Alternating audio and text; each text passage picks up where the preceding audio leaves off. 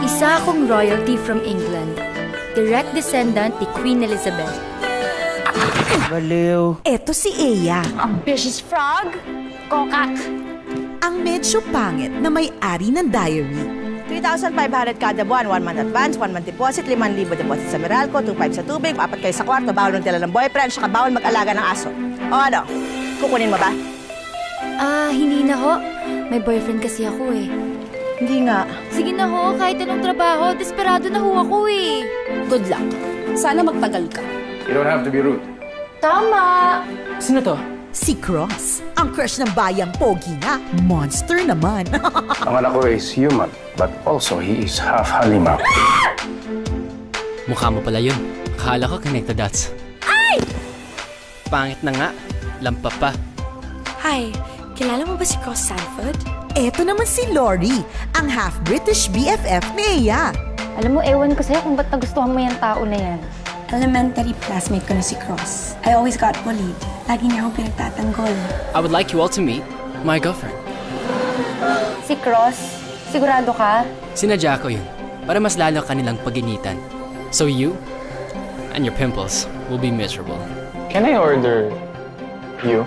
Take out? At si Chad, ang certified cutie na crush ni Eya. Nililigawan ko siya for 1 year. Di pa ako sinasagot eh. Kasi may iba siyang gusto. Tanga pumili ni Lori. Chad loves Lori. Mahal na mahal kita. Lori loves Cross. Cross, I love you. Eh, sino kaya love ni Cross? Bakit ang pangit mo? Sa mo tinatago yung sungay at buntot mo. Pag di ka dumating, patay ka sa akin. Para mapansin ka man ni Cross. Kasi, bagay kayo. Inihahandog ng Viva Films, sina James Reid, Yasi Pressman, Andre Paras, and Nadine Lustre. Gusto niyang pakita sa lahat ng tao, wala siyang kailangan kahit na kanino. Sa isang kwento ng pag-ibig na di mo inaasahan. Para sa taong di mo inaakala.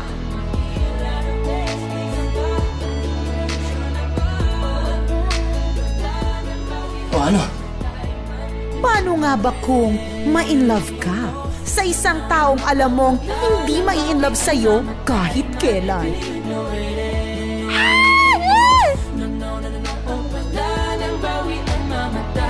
Sige na. Maganda ka na. Diary ng Pangit. Come here. Body heat.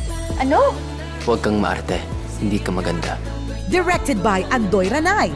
Sa April 2 na.